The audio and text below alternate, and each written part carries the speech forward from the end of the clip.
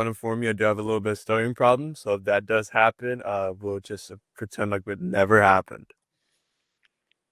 Alrighty.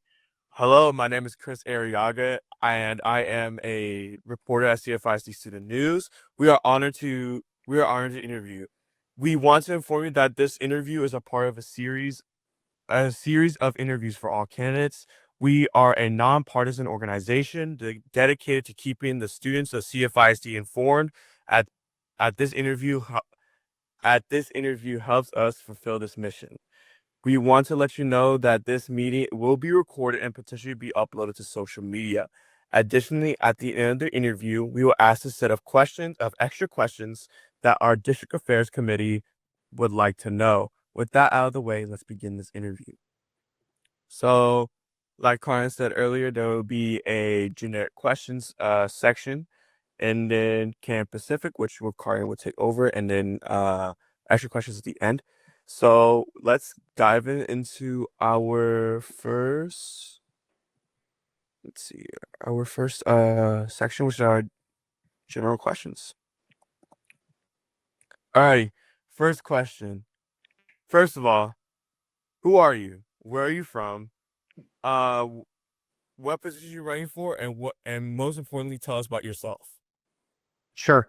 So thanks, gentlemen, both for your time. Appreciate it very much.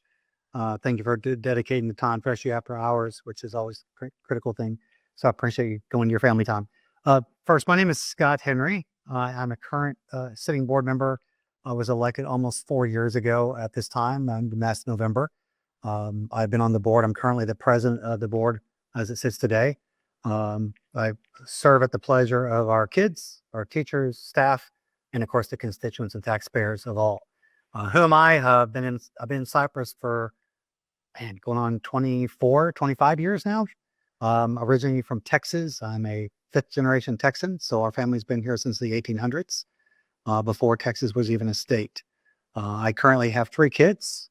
I currently have one that's still in school, and that's one of the reasons why I'm running, is because I want to see a better place for her and every single kid we have in our district. All the 1,800,000 kids we have in our district, a better place for her, and leave a good legacy for her going forward. As far as what I do for fun, I do have a wife of 34 years. And so we spend our time around family, spend our time around God. We spend our time around doing things with my daughter. Since, as you know, I think you all guys are singers. I assume you're singers. Your last year is your pivotal year before you leave school. And so you want to spend as much time with your kiddos as you can to get that last minute juice before they leave off and go do whatever's next in their life. And so I tend to do everything around family more than anything. And of course, we love the vacation as well. Just on a side note, we're big cruise fans. We like to cruise. And so we tend to do things around cruises because when you're sitting on a boat, you can't get off the boat. You're stuck with me and my wife. So you really can't go anywhere. So we spend a lot of time together doing that stuff. So that's another on me. Cruise sounds very interesting. Haven't gone one myself, but I plan to go someday. Awesome. You should do it. It's great. It's an inexpensive way to see different places around the world. In fact, one of the things early on in my life, I want to make sure my kids saw poverty in other countries. I mean, we are blessed in this country. If you have $1 in your pocket, you're considered rich in the world. And I want my daughter to go see, my kid, my son, and my other daughter to go see what it looks like to not have money and not be as fortunate and as blessed as we are in this country. And so we went to a couple of places, did some missions around those things. And that was important to us to understand that, we are given so much and we have to do so much with it as well and give back to other people. Wow, that was very powerful. With that coming, that I just don't know how to put into words. But into the next question, how has CFISD impacted you, and how does it influence the decision making you will make as a board member of the school board? Yeah. And by the way, you're doing a good job. I don't hear any issues with your voice. So good job on that. No, you're welcome. You're welcome. And I have to read every board meeting, and I hate doing it because I'm not the best reader either. So I feel your pain. How has it impacted me? I'll be honest with you. When I first joined on the board, I didn't know what I didn't know. I mean, I barely knew where the restroom was, right? That feeling when you're going into a brand new school. I mean, everyone has that feeling when when I was in middle school, or we called it junior high back in my day, and then you moved on to high school. It was like you were like a fish in a bowl, and you really didn't know what was going on. And so I didn't know a lot of things. I probably made a lot of well, I know I made a lot of mistakes. I admit that. And quite frankly, I learned so much in my time being on the board from administrators, teachers, parents, and kids as well. And they give me a rundown. I get feedback via phone calls all the time from kids like Cardin, and from parents, from teachers, from administrators that just really want to but be heard. Right? I think people just want to be heard, and a lot of times I think people misunderstand what our role is on the board. We aren't involved in day-to-day operations, so I can't, change your classroom. I can't change the teacher. I can't, you know, do anything for the principal. I have a superintendent does all that for us. But learning so much about what people do and how they do it, and then learning, and I know I'm over speaking my time, but learning as well the goodness of so much what Cy-Fair offers to kids. I was just telling a story, and be brief. Telling a story earlier about one of my neighbors, and her daughter was struggling to go to school. She was behind in school. She was having issues in school, and not really attending, and falling behind, and was going to be held back. We have a great place called the Broadening Center. And I said, hey, have you tried going to Broadening Center? Have you thought about doing that? It's more structured. It's more individualized. It can get her back up to speed. And it changed her life for the better. And now she's going to graduate in December because of that experience she had at the Broadening Center. So Cy-Fair has a place for every kid. Uh, and I'll talk later about where I focus on, but absolutely, we have so much goodness going on that outweighs all the negative things here. The opportunities we have at Cy-Fair is just immaculate. Yes, sir. Going to our next question. What experiences have you gained as an incumbent that will shape your next term? I think the big experience, like I mentioned earlier, is knowing who all the players are and what they do. Um, it's kind of like if you are, you're going to a new college or going to a trade school, whatever, going to a job. You don't know where anything is. You don't know who all the people are. You don't know where to go find the information. I know if I need a problem with academics, I go talk to Dr. Gorey. If I have a problem with student leadership, I go talk to, our director, our superintendent of student leadership. I know if I have a problem with HR, I know who to go to. I know if I have a problem with the school not working, I know who to go talk to. Now, am I going to fix those problems? No. I'm going to pawn off those things to our superintendent or those other people as well. But knowing who is and who is not in charge and that pecking order is so critical. I said, secondly, is relationships in the community. When you come in, you don't have those relationships in the community. No one trusts you. It's going to take you a year or two as a brand new person to get up to speed. And you're going to have a large learning curve. Even if you're a former teacher, a former administrator, former whoever, people don't trust you. And it takes time to gain their trust. And that's why I've spent a lot of time with principals. I've spent a lot of time with teachers on their campus, not just in my scheduled visits, but other times as well. Get to know them personally and find out what their problems are, not just Cy Woods or Bridgeland, but also other schools that really have economic disadvantage problems as well, that aren't as blessed as we are at Cy Woods with some of the great programs. I mean, I know every school has the same programs, but not every school takes advantage of them. So I go to a school like, over at Thornton Middle School, who there's a lot of economic disadvantaged kids who, they're great kids, but they just need the same potential we have over here at my middle school where I live with Goodson Middle School. So how do I help that principal engage? How do I help that principal get involved in the community? And how do I help him do a better job for his constituents, which are the parents, teachers, and at the end of the day, the kids? A long answer. I hope you got that. So Oh no, that's the kind of answers we're looking for. We love those long and detailed answers. So, sure. our next question. Okay, just to warn you, this is a hot one. But as a parent, and as uh, one perspective as a parent and one perspective as more of an administrative side, how do you feel about the new phone policy? So is it a hot topic because you don't like it, or is it a hot topic because there's a lot of people complained about it? There's a lot of people on our end that have complained about it, and it's just a hot, Yeah. very hot. So as a parent, it is what it is. We have to just roll with the punches because that's the rules the state legislature put in place. We didn't put those in place. We have no control whatsoever of what the state does. And so we have to figure out how to best implement those policies that fit the school day, but also encompass, for special kids like to have, diabetes monitors on, the need a phone for that kind of stuff. And for kids who are maybe staying after because they're going to Club Rewind, how do we best balance those things to one, meet the law because we want to be compliant and not break the law, but how do you also balance those things to make sure we have the best things? I think secondly is consistency. I'll say this. I'll say the elephant in the room. I've heard from lots of kids, including my own kid. Some teachers are the cool teachers and they don't want to enforce the policy. And so how do we make sure that we're not breaking the law? Because we don't want to break the law, right? And how do we make sure we're all following it consistently so we're all doing the same thing? Then as a parent, um, you know, I like I said earlier, it's a mute point for me because we're just going to follow it. I'm going to get a hold of my daughter some way, somehow, if I need to. Um, and I think for the most part, we'll be okay. I will say that a lot of middle schools and a lot of elementaries are already doing this already and have been doing this for years. So it's kind of an ongoing thing. I think high school is, unfortunately, you guys are the most ones affected by this. And I just think we'll figure it out as we go along.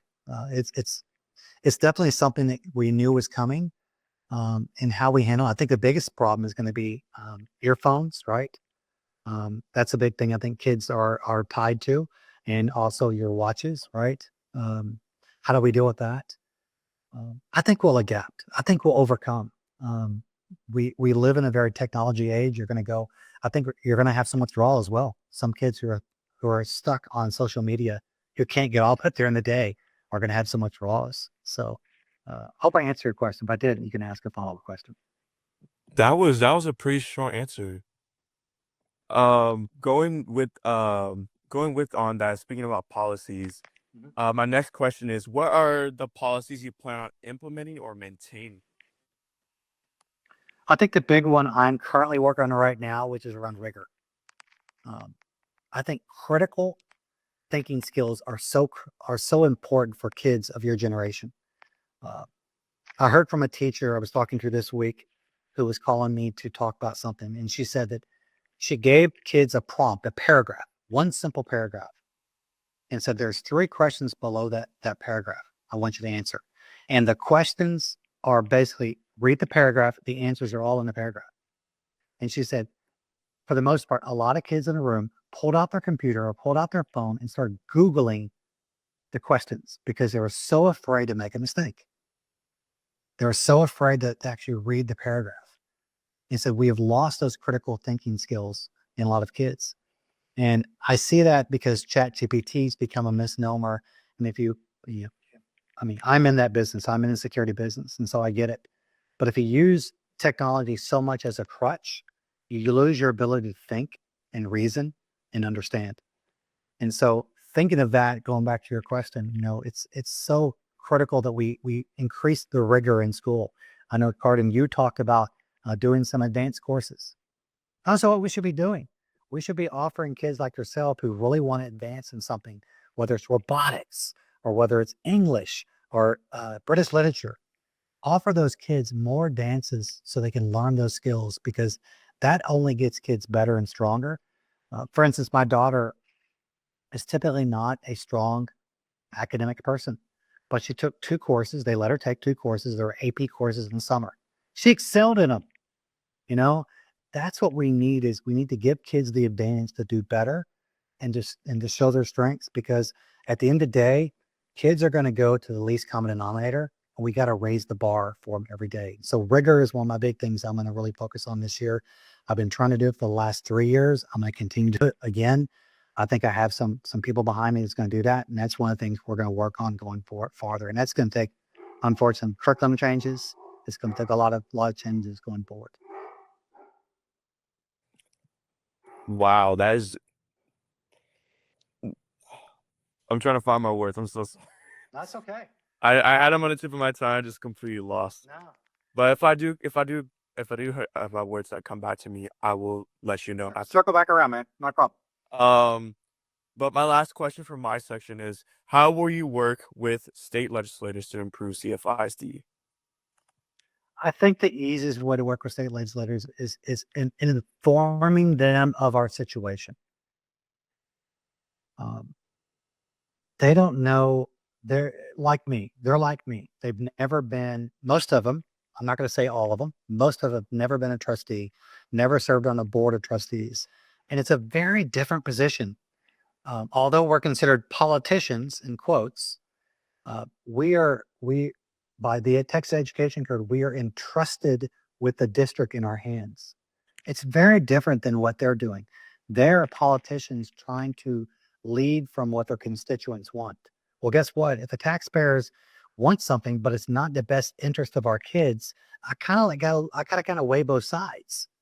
And so it's really a different position. So I have to educate those legislators on what is important for us. For instance, one of the big things for us is our local optional homestead exemption.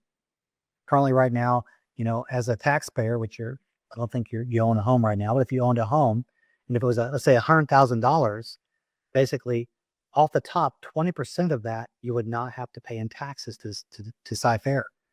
And the state right now does not recognize that we actually give that back to homeowners as a benefit. They think we're still getting 100% of that money back.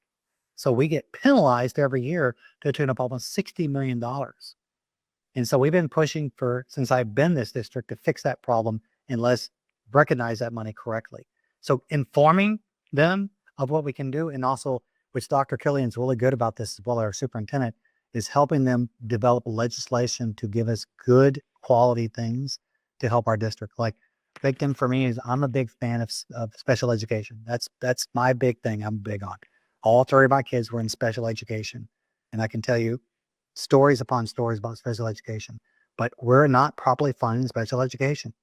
And, if I can go back to my religious roots, we're commanded to take care of our widows and the less fortunate. We have to do that in school too. I mean, kids who are, in life skills classes, we got to take care of those kids.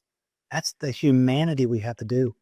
And we have to give them the good quality education, just like I'm giving to y'all too. Whether they're high honors kids or they're life skills kids, we got to take care of them every single day, whether it's a feeding tube or whether it's, showing them just some basic skills. So when they leave our school, they know how to do things like, take care of themselves by making a meal, whatever that is. We have to meet them where they're at. And so that opportunities for every kid is so critical. Hope I answer your question on that. That answers our question very well. With that concludes my section.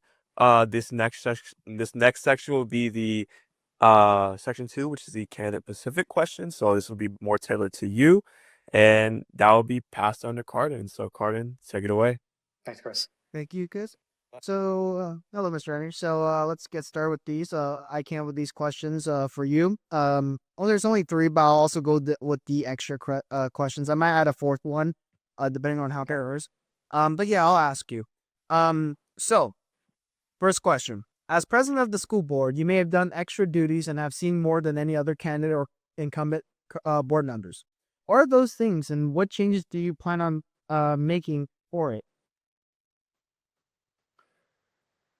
So I really don't see much more than any other trustee. The only thing that I get to do in my role as a president is see maybe the agenda before they do, or maybe some decisions that are being made before other trustees are. For instance, in hiring maybe key employees under the staff of Dr. Killian. However, I'm not involved in the process. I'm not involved in the hiring. I'm not involved in decision making.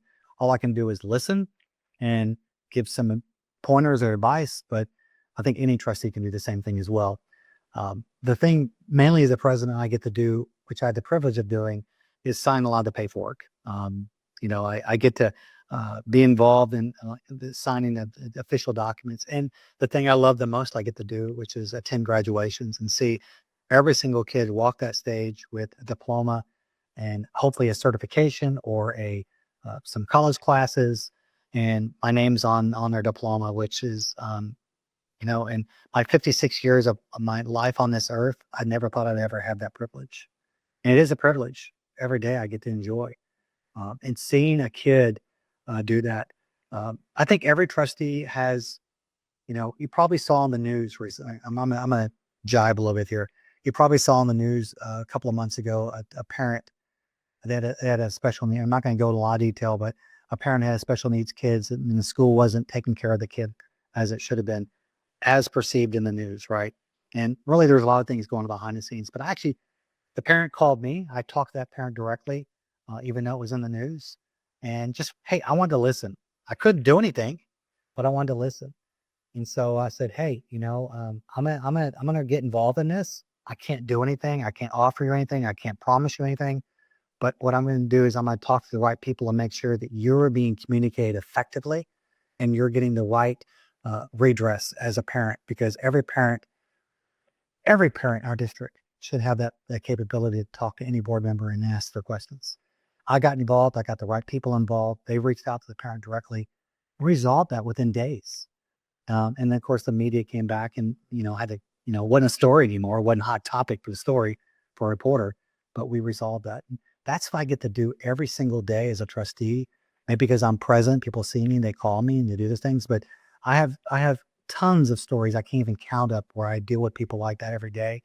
And I don't always talk about those things because some are confidential, but we had the privilege and the honor of helping kids in our district to get ahead, to get something they didn't get, to, I can go on and on with different stories, but that's the thing I get to do. I don't think there's any difference I get to do. Maybe in assign who gets to what committee, but beyond that, my duties are really small in comparison to the overall sum total of what we could do as a board. As a board, we are sum total of what we do.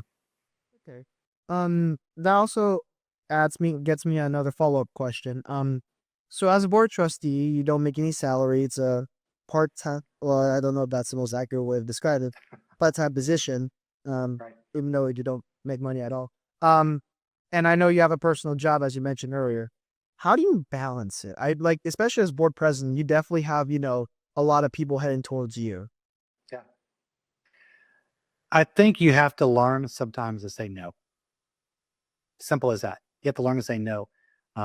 My pecking order in life is God, family, and then everything else.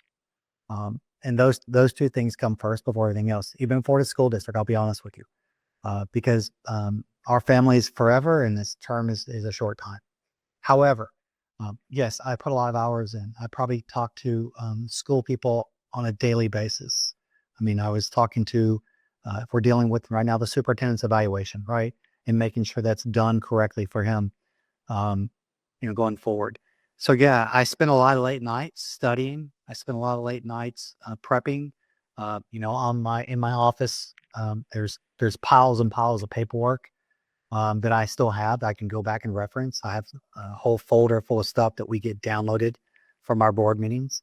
But I think it's, if you put in the right effort, smart effort, kind of like when you're studying, right, for something, you put in the right effort and you focus on the people, not the process, good things will come for the outcome. And that's what I try to focus on in my comments.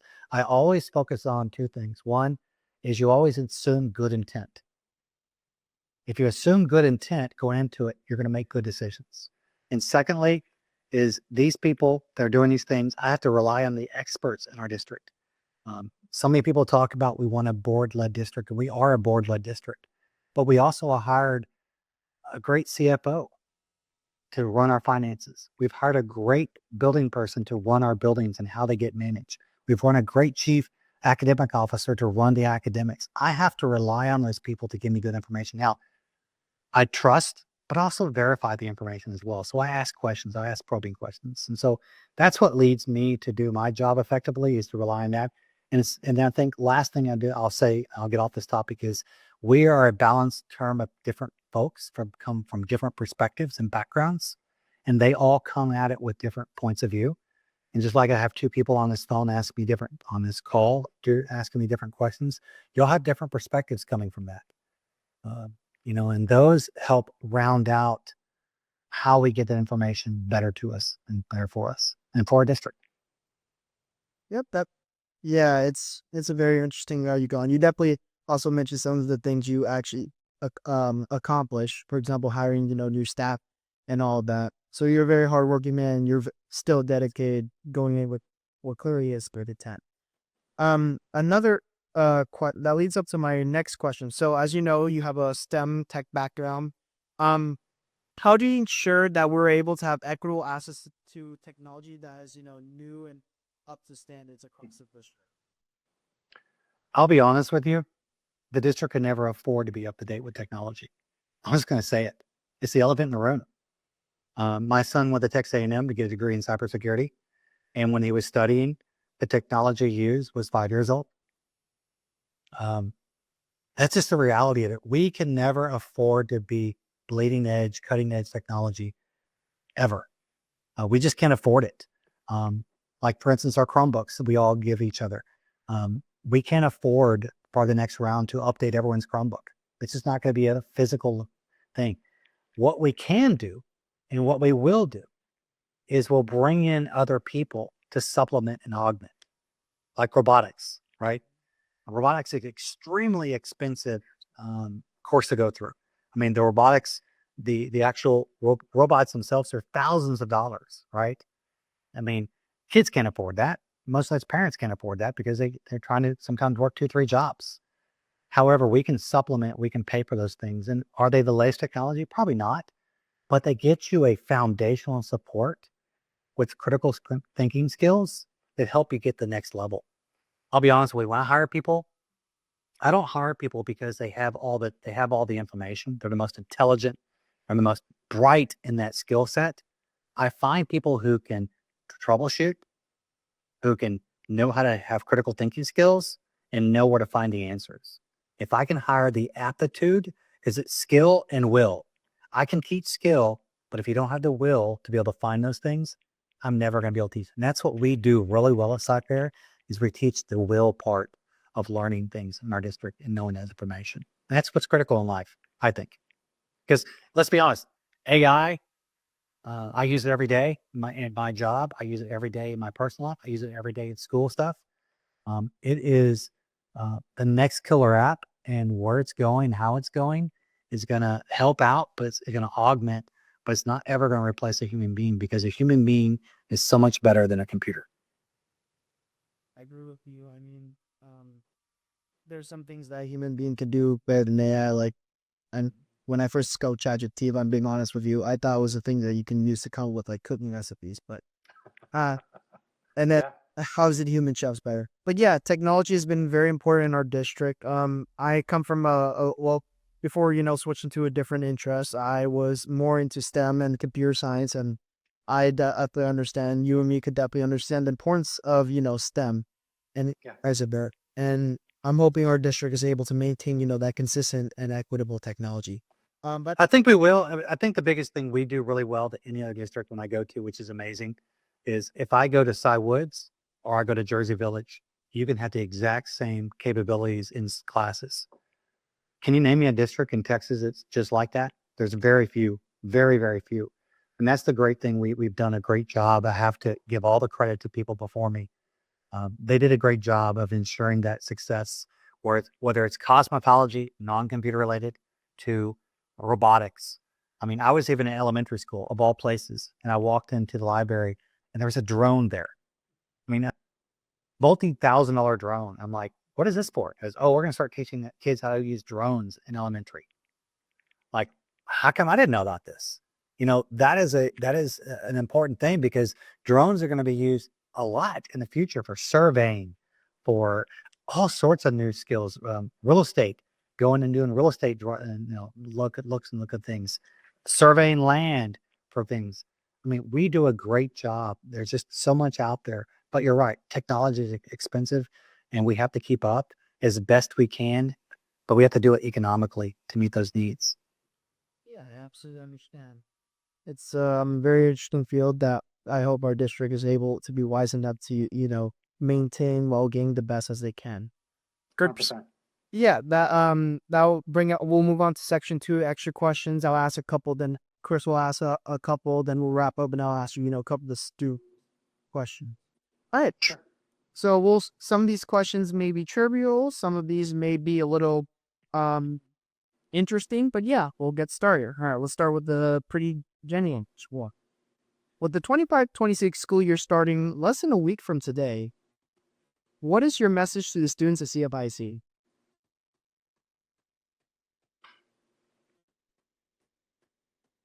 I think my message to students of CFISD for the new school year is the opportunity that awaits you is right there in front of you. Don't wait for a teacher. Don't wait for a student. Don't wait for a parent to incent you to learn. You have to be long-time learners at every school.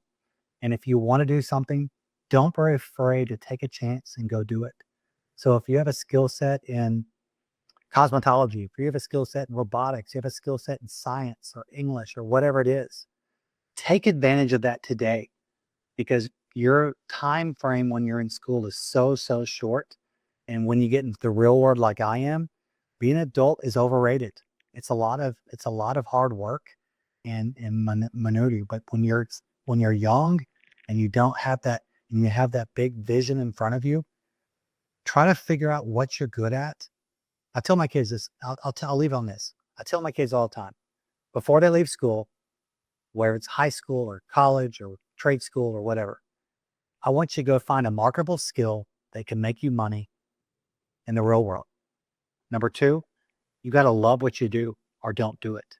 And number three, if you can help someone else, if you can help bring another person with you, if you can help a cause, if you can help a country, a person, an individual, whatever that is, that's a bonus on top of there.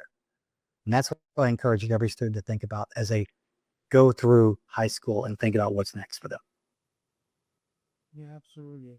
A lot of students are hearing that. I mean, it's very important for many of us students and people in general just to make sure to take every opportunity and understand ourselves, and then actually kind of opportunities that we're able to get. I mean, we only live once, and it's very important that we're able to. Yeah. Yep. The one thing you can never get back is time. I mean, I'm 56 years old, and I know you guys are younger than me. You think you have a long time, a long runway in front of you. The runway is actually very short. So use every moment like it's your last moment on earth. Because you never know when your day will come up, when you're no longer be on this earth. And I would really encourage you to use it wisely. Love the people around you and your family and your friends the most, because you never know when they're going to be gone. And then try to find something you love doing and have a passion for it and do it. And if it doesn't make you $1 million, that's okay.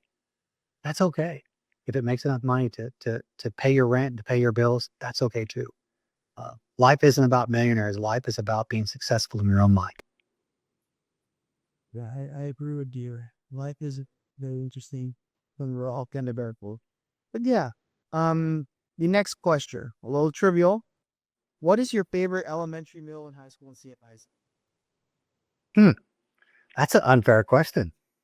I think from a high school standpoint, it has to be Sideways because my daughter goes there. It's just an easy question.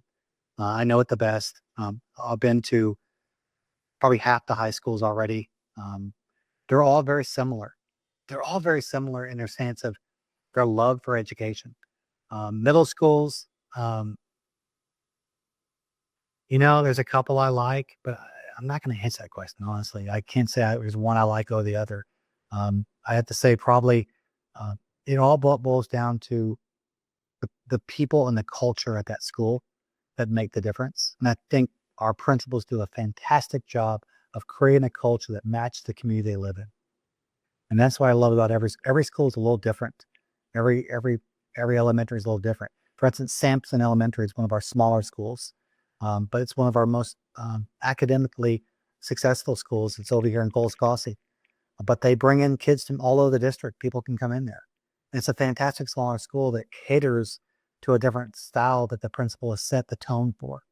Where Farney Elementary, where my kids went, is a fantastic school as well. And every school is a little different, has a little bit of twist on it. I think that's what makes Cy-Fair such a great place to live and a great place to go to school. Yeah, I mean, I agree with you. We're the third largest in the state. I think we're like 21st or 27th in the country. So we're very visible. We have over 90 campuses, if I'm correct. That's correct. 93 right now. Yeah. I know we're building like another high school. I might be incorrect about that. We have a plot of land for a high school. Yes, but we don't have a bond currently to pay for it. Okay. All right. That makes sense. Cause I was a little confused about it. But yeah. Also, Chris, you see how he answered correctly by saying Cy Woods. No bias at all. No conflict. Only bias there is my daughter goes there, so I had to say that. I mean, I didn't mention any principal names. I think every school in its own right is a fantastic school. Don't get me wrong. They all have great steep traditions from, Cy-Fair High School. It's been here, one of the first high schools, around, with some of the great things it does. Bridgeland High Schools with some of the great band, stuff that's done and gone to state so many different years to, uh, I could think of Cy Park has a fantastic auditorium, one of the best in any of our schools, probably the best around besides our VPAC. I mean, they all have uniqueness and brand awareness to themselves that makes them great. Jersey Village, which is seeing a resurgence in school and kids because of what it's doing out there in Jersey Village. It's just they're all just really cool. I met with some kids and the far side of 1960. Met with them about some of the great things for around some of the Christian evangelism they were doing outside the schools and how they were, having a real great youth group around that. And again, every school has its own uniqueness and has its own greatness. It's hard to pit one against the other. I mean, at the end of the day, though, there's going to be a winner and a loser in the state finals for football. And I guess we can grade that. We can look at robotics competition. We can look at that. We can look at band competition. But in the day, if every kid puts in the effort, every kid does their job, they're all going to do well. Yeah, absolutely. We are all different schools, all different high schools. Cy-Fair may be on the map, on the same place, but different environments in each school. Absolutely. Yeah, that brings me to the next question. As you are campaigning, how are you able to connect with voters, and what have you heard from them?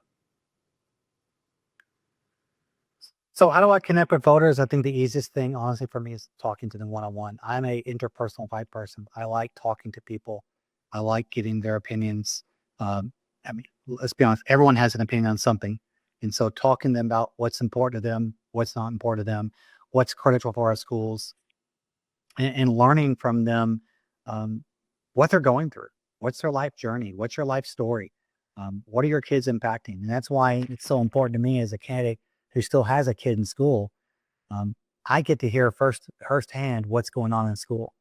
And talking to folks like you, Carden, and others who I talk to, other kids who I see either at school or via phone or via text or via, whatever it is, and I call and talk to, I just say, hey, how's it going? Tell me what's working, what's not working.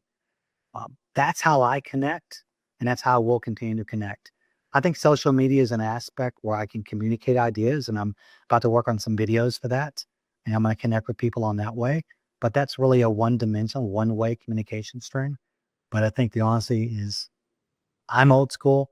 I like talking to people. I absolutely respect that. I mean, videos are very interesting. I mean, campaigning can quite be stressful, consuming, and expensive. And also, I mean, this is for a position that you don't even get paid for, so that is Yeah. impressive for everybody who's goes. Yeah, and not that I don't get paid for it. I mean, you got to think when I go to Austin to go talk to a legislator, or if I go to another area, I don't reimburse any of that money. I don't believe in taxpayer funded lobby, and so the only things I ever reimburse is if I go to a training class. That's the only time I ever reimburse something is a training class I may have to take, which we have so many hours per year we have to do. But I don't reimburse myself. So if I go stay in a hotel in Austin for a couple of nights, that comes out of my own pocket. If I go to a football game in Katy, which I think there's 3 games this year, Cy Woods has I think 3 games that are out of district, I'm paying out of my own pocket. Or if I go to a Bridgeland game somewhere else, that comes my own pocket. So yeah, I lose money, I lose wear and tear, but you know what? It's for the kids. It's for the better good of all of us. And that's how I look at things. It's an investment of my time in the right place. No, I respect that absolutely. I mean, the fact that he was there only more after the campaigning is quite impressively over the top. But another, all right, and but yeah, that moves to the next question. The This is a pretty good one.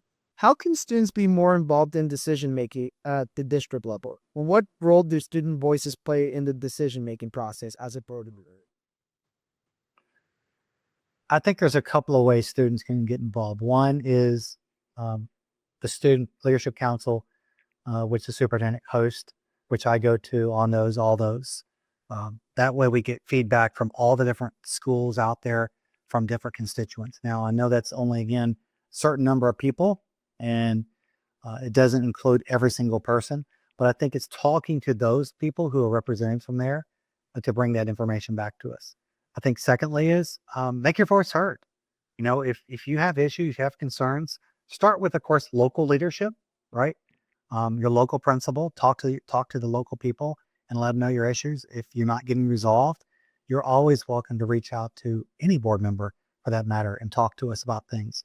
Not to say we can fix it, but we can at least communicate your ideas to someone else to say, hey, this is important to this person. And let's go find out that's important to more people. For instance, we tried, there's a course that someone wanted. You included one, of course. I pushed for it. Other people pushed for it. And we did get one course for sign language, for instance, for someone that wanted sign language. And so we got that for Cy Woods, even though they didn't offer it there, we offered it remotely. And so we can do things if we put our time and effort into things. And administration is willing to bend over backwards for kids if they know there's a good outcome that's going to increase their critical thinking skills and being lifelong learners. Yeah, absolutely. I mean, it's very important. It's There's one thing I love to say in all these quizzes on real estate is all the seniors are eligible to vote, presume that they're on under 18, and I like to consider that their final yep to vote in these elections, especially with municipal elections in events. And I'm gonna say this, but I truly believe that these seniors should take advantage of the fact that they're able to be the last gift for the peer on potentially under costume that they could have been meant for them during the school year, even before. And yeah, um, I think that should be all my questions. I'll pass it to Chris, and then we're gonna be, the after questions, and then that should be it. Awesome. Thanks, Carden. Alrighty, we're coming back. I currently have 2 more questions for you. Yes, sir. So my first question is, how does the board balance student safety with maintaining a welcoming and inclusive school environment? How does the board maintain? Say it one more time. How does the board balance student safety with maintaining a welcoming and inclusive school environment? I think we do I think we do a really good job of that. One is our safety officers that are at our high schools, having a personal relationship, um, with those local law enforcement officers who are on your school, and making sure they know what's going on, they know where the trouble might be before it happens, and then you know, uh, talking to the AP and working with school leadership to make sure we try to avert those situations before they happen. Secondly, I think minimizing uh, there's a lot of laws have been passed, right? We had the vaping law was last year, right? No vaping, no. If you get caught with vaping, you get sent to alternative learning centers, right? And this year now it's the cell phone policy. And it was funny. I saw a meme just recently and said, "Well, I guess there'll be no more fights at schools because no one can videotape them, right? They can't put them on their phones." I don't think that's the case. There's always things run hot anywhere. Uh, I mean, just pushing and shoving. It's just your school rooms are really tight, so it's like Bridgeland as well, and so. But I think we try to balance that really well. We don't have metal detectors everywhere. We do, run the dogs occasionally. I think without safety, you don't want to go to school. Kids don't feel safe. And so you want to make sure you leave a place where you feel safe, but you also don't want to feel like you're in a prison camp either. And so you kind of balance those two as best you can, which is I think having the security officers more present, more around, doing the door checks, making sure, because at the end of the day, it's really about keeping kids safe and making sure they know they're safe. And then secondly is making sure the trusted adults, whether it's your parents or whether it's a guardian or a grandparent, if there is an issue at school, if there is a problem, they go talk to those trusted people. A parent first, of course. If they have a parent, they don't have a parent, they have a guardian, a grandmother or something like that's taking care of them. Talk to those folks as well. And make sure they know that there's an issue. They report those things. And so we can get on top of them. Again, it's not about disciplining kids. It's about taking the safety concern out of the school as quick as we can so kids can still learn and be safe and feel safe. That is a very strong answer. Because certainly I would not be going to school if I had to if I had to consistently keep watching my back. So Who would? would exactly. Which brings me into my next question. Um, I know you've been touching up on the topics of like speaking to your guardian or parents or people at the local level first before reaching up into higher levels of authority, which brings me into my next question of how do you respond to students or community members who feel underrepresented or unheard in CFISD? Well, that's a tough question because we have, 118,000 students. It's a lot of kids, which means you have at least one parent, two parents, possibly, maybe, maybe even more in a mixed family, right? And so you'd multiply that times two, times three, sometimes times four. And so it's a hard balance. I think where you get the most bang for the buck is at your local level. It's at your principals, at your AP level. When I was in elementary school, I'll tell you a story. When I was in elementary school, my mom was a teacher and I was a latchkey kid, which means, I don't know if you know what that means, but when I left my house, my mom was already gone. My dad was already gone. They went to work and went to school somewhere because my mom had to drive an hour every day to school because she taught in the projects of Dallas. I didn't walk to school because we didn't have buses. About 2 miles to my school across lots of lanes of schools and lots of neighborhoods. The people I talked to a lot of times were my lunchroom people. Those are people I communicated with. Those are my friends, even though I had teachers, and yeah, teachers were awesome too. But those are the people I connected with because they were the consistent people in my life, and so I would communicate with them and have fun. And I got to know them very well. I think we all as you all as students, you will connect with hopefully you will connect with something. If you don't connect with something, shame on us and shame on you for not doing that. But find that connecting barrier that brings you to school, that makes you want to love going every day. Whether it's a drama teacher, whether it's a band teacher, whether it's you name that person or persons at that school, you have to connect with and you have to relate to. Not that you're going to share anything you're not going to share with your parent, but you're just going to have a good connection with that brings you together. And I think that's what does that. I said, secondly, is, it's hard to, it's a lot of people, it's easier to complain and it's easier to go on social media and say something that is sometimes to address the problem at hand. It's a normal fact of human beings, unfortunately. And so when someone does complain, or I see something on social media, or someone sends something to me, guess what? I immediately get on the phone or I send something to our superintendent and go, hey, this is a rising issue. What are we doing about this? And how can you help? Now, I'm not going to get involved because it's a local issue, but I'm going to make them aware of a situation.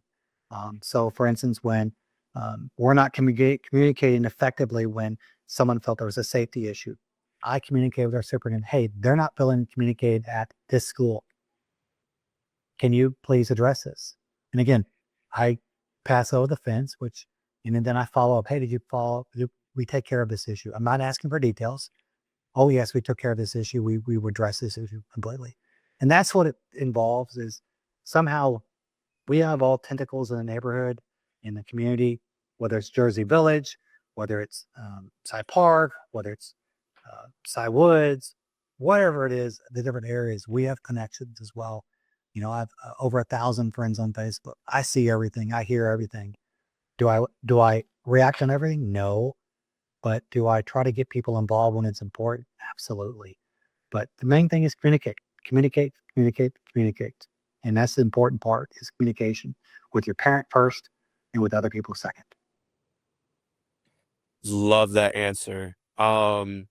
I'm gonna pass it over. Thank you so much for your answers, by the way. You're welcome. That Thank you for your time. that concludes my extra questions, and then Carden will pass over with the closing questions and all the other things. So, Carden. Yeah, absolutely. I'll answer the closing questions. I'm gonna actually stop recording right now.